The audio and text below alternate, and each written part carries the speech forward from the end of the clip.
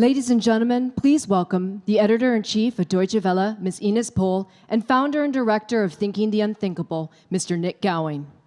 Good morning. Good morning. And for those in Europe, good afternoon, of course, and maybe good evening further east. Welcome. And maybe good night in Great Britain. Ah. Careful. Let's talk about manageable things.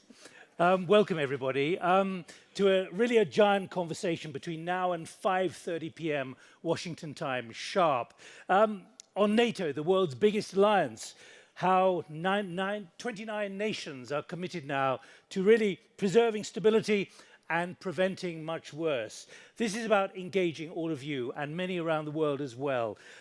Why are we here in Washington? Well, of course, here 70 years ago, the founding treaty of NATO was signed by 12 nations, a few blocks away in the Mellon Auditorium.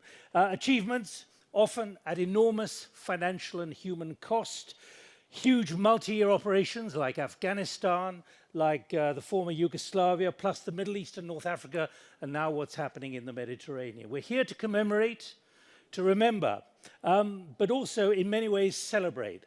But there are other things to confront as well about the challenges now for NATO, and that's got to be at the heart of the next few hours here together, because NATO is at a perilous crossroads. Politically, the world and reality and threats are in many ways moving far faster than NATO can identify and then embrace. It is that hard for NATO at the moment. As the NATO Secretary General has said here, NATO is behind the curve. That is a massive challenge. The Secretary General has made clear that NATO is having to catch up. It's the biggest transformation since the Cold War, in his words, confronting major competition and tensions of systems, as the US Congress was told yesterday. Yes, as Nick says, we're here to commemorate, to celebrate, but also to confront, and also confront each other. So therefore, it's beautiful to be in this venue. It's a place where many rock concerts are also happening.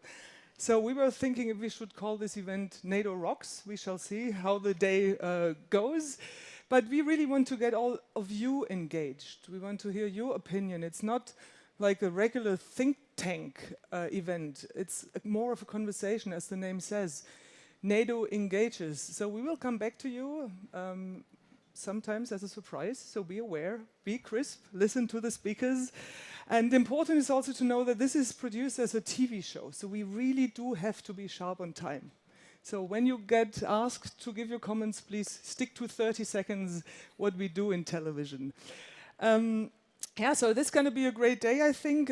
You see the program. I want to point one format out because I really love that. It's called storytelling. So there will be 5 people throughout the day who tell their personal story why NATO mattered for them in their life.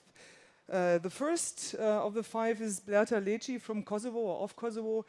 She will tell how important NATO was for her personal life. So I think that's going to be really, really interesting. And sure, all the other discussions as well. So, but we want and have to do now is also to thank all those supporters who made this event possible.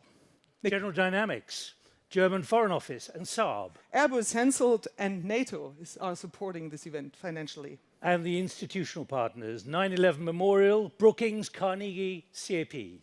CPI, CNAS, CCS, and Globsec are also supporting this event. Heritage, Hudson, McCain Institute, the Reagan Institute. The Truman National Security Project, Victims of Communism, Women in International Security, the Wilson Center, and USO.